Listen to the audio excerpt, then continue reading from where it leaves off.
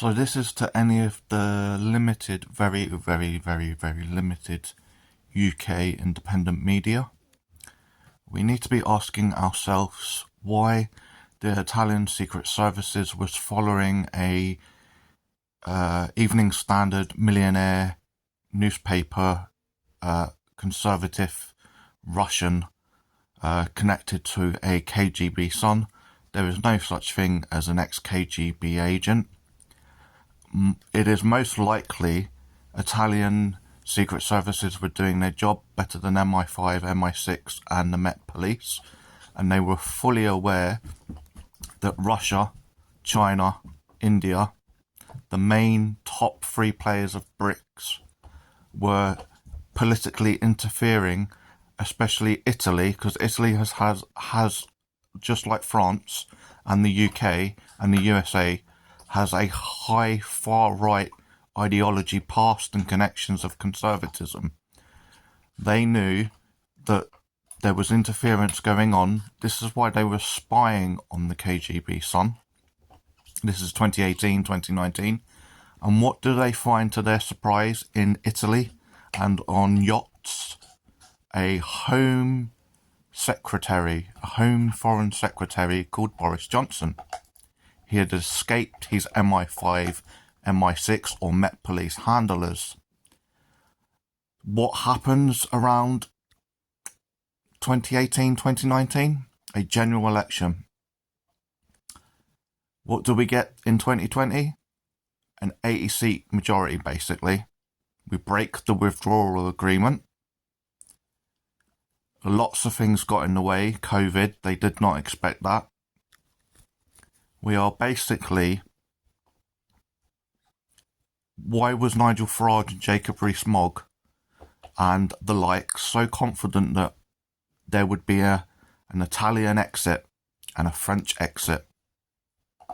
Because the Russians, the Chinese, I don't know about India, but definitely China and Russia have been manipulating, planning. If they could get one Western country to join BRICS, then that helps them. They want to become the new superpowers. Whether we can stop that or not, we fed the monsters, we fed the dictators. I wouldn't have done that. I don't vote Conservative, because Conservative basically is the elite establishment party. It was made, 400 years ago with the rigged unelected House of Lords. It protects the royal family, all of that.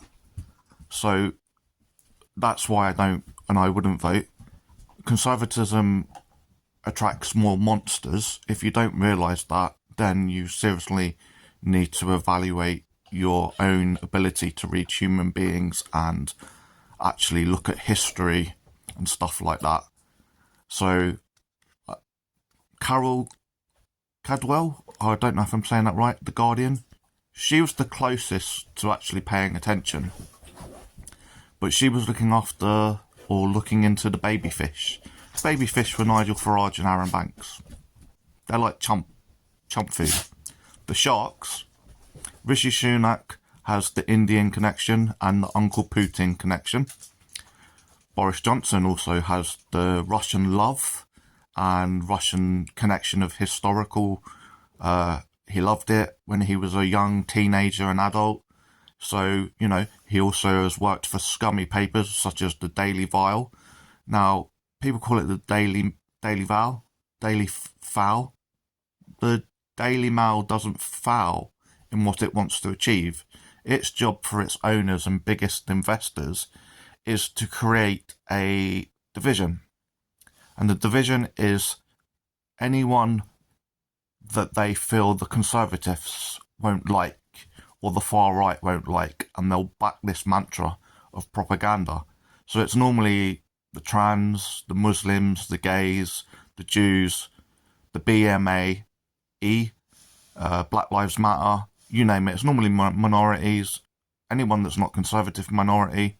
It's normally the poor, it's normally anyone on benefits, and we must remember that a lot of people are in work and on benefits, because we have some of the lowest pensions in the world. We have some of the lowest benefits in the world. And as long as they can split enough of the nation, which they do quite well, there's no accidents that billionaires buy UK and USA media. Now, if you look at the shareholders, the biggest shareholders, and the owners and the CEOs and who they hire. So what they do is they get a Conservative CEO, probably a Conservative editor. You'll see some like Piers Morgan. Piers Morgan would have no problem, as we know. Phone hacking isn't a problem for him. Then they get a mixture of left, right, middle ground journalists. Yet it is always the editor and the legal team and the CEO that will stop stories. So you could have great journalists, both on the left and the right, yet it will be the top guys. And the top guys think like Rupert Murdoch. He doesn't own the Daily Mail, or the Daily Vile as I call it, because it is actually vile. Yet these types own, so Fix News or Fox News, because that's what it is. Then you've got Gammon Bacon News, which is also very, very dodgy. Andrew Neil wanted to create it before Rupert Murdoch got Talk Radio fully onto Talk TV station. And he must have had some inside knowledge and he went for it. And then he liked to wash his hands of it and pretend, oh, no, I didn't do that. I didn't bring in Nigel Farage. I didn't bring in Jacob Rees Mogg. I didn't bring in Dan Wootton. I didn't bring in Loza Fox. Yes, you did, Andrew Neil. Old nasty man in France and the UK. And then he went to his Conservative mates and said, I believe you got a bit of interference at Channel 4. Give me a new job. I'd like a new job at Channel 4, please. And I'll interview people like Jacob Rees Mogg. So basically, the UK has always had like 85 to 95% Conservative media. And the problem with that is that you're not really seeing news, you're seeing opinion pieces and gossip. And the most of the journalists they do hire, probably a good 60 to 70%, think like the elites. So they like a lot of wealth, low taxes. They're not interested in the NHS. They're not interested in social services. They're not interested in roads. They're not interested in libraries. One thing they are interested in, though, is keeping education as an anaesthetic. Because if you can keep the masses asleep and make politics sound boring, then people actually don't want to look into politics, don't want to look into history.